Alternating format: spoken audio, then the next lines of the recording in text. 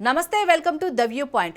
పశ్చిమాసియాలో ఉద్రిక్తతలు కొనసాగుతున్న వేళ అమెరికా అధ్యక్షుడు డొనాల్డ్ ట్రంప్ కీలక నిర్ణయం తీసుకున్నారు.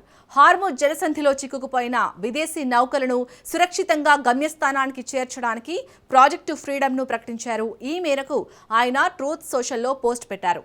ఈ యుద్ధంలో భాగం కాని చాలా దేశాలకు చెందిన నౌకలు ఈ జలసంధిలో చిక్కుకుపోయాయని ట్రంప్ తెలిపారు. వాటిని విడిపించుకోవడం కోసం ఆయా దేశాలు అమెరికా సాయాన్ని కోరాయన్నారు. వారి అభ్యర్థన మేరకు హార్ముజ్ నుంచి నౌకలు సురక్షితంగా బయటపడేందుకు తాము సాయం చేస్తామన్నారు. ఇందుకోసం ఆయా నౌకలకు అమెరికా బలగాలు మార్గనిర్దేశం చేస్తాయన్నారు. దీనికి ప్రాజెక్టు ఫ్రీడమ్ గా పేరు పెట్టారు. ఇది సోమవారం ఉదయం నుంచి ప్రారంభమవుతుందన్నారు. ఈ ప్రక్రియను ఒక మానవతా చర్యగా ట్రంప్ అభివర్ణించారు. చాలా నౌకల్లోని సిబ్బంది ఆహారం, నిత్యావసరాల నిల్వలు లేక ఇబ్బందులు ఎదుర్కొన్నట్లు తెలిపారు. తాము తలపెట్టిన ఈ మానవతా ప్రక్రియకు ఎలాంటి ఆటంకం కలిగినా దాని బల ప్రయోగంతో ఎదుర్కొంటామని ఆయన హెచ్చరించారు.